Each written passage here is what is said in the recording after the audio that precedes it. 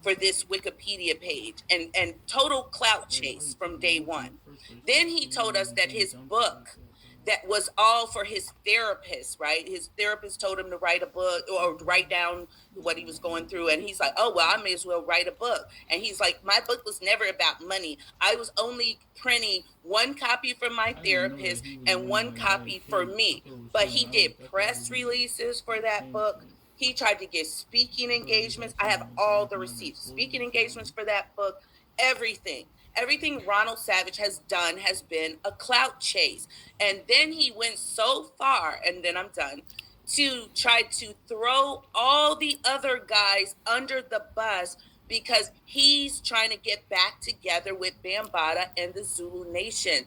The next thing he's trying to do is get a feature in the Hip Hop Museum in the Bronx. And if Rocky Buchanan and those guys don't give Ronald Savage a feature, I guarantee you he's going to sue them. Wow, that's deep. You said a lot.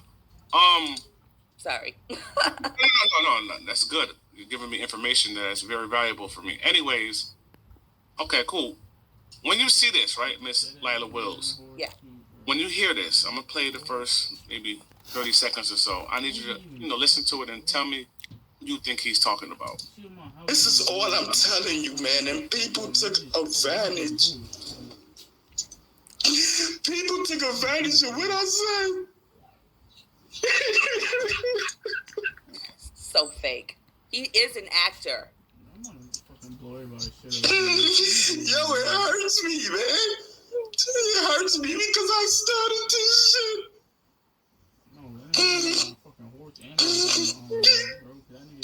I started this shit, man. If it wasn't for me and my mental issues, this shit would have never happened.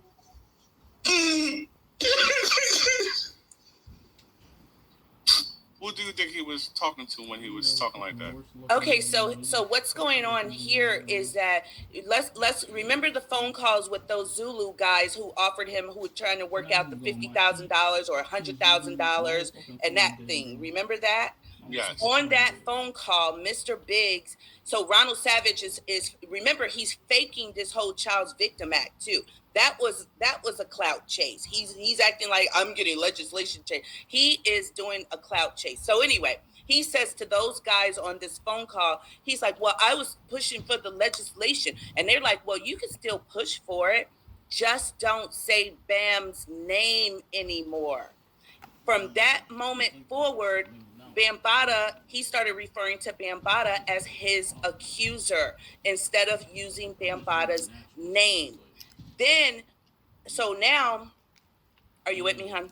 I'm listening, yep. Okay, so then other guys had now come out. What he's crying about in that video is that I believe Africa Bambaataa and the Zulu Nation sent Ronald Savage out on YouTube to try to, like I said, discredit Hassan and John Doe and all the other guys by saying that they were all of age. So what he's crying about are these there are other Zulu members inside the Zulu Nation who have not come out in public at all, who came forward internally.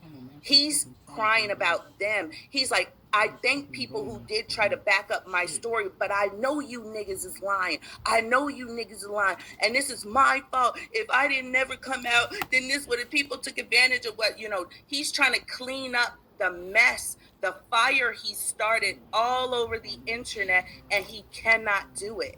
And that's why he's crying. So the Zulu Nation probably has their foot up Ronald Savage's ass. Now, I do believe he is jealous of Hassan's position, money,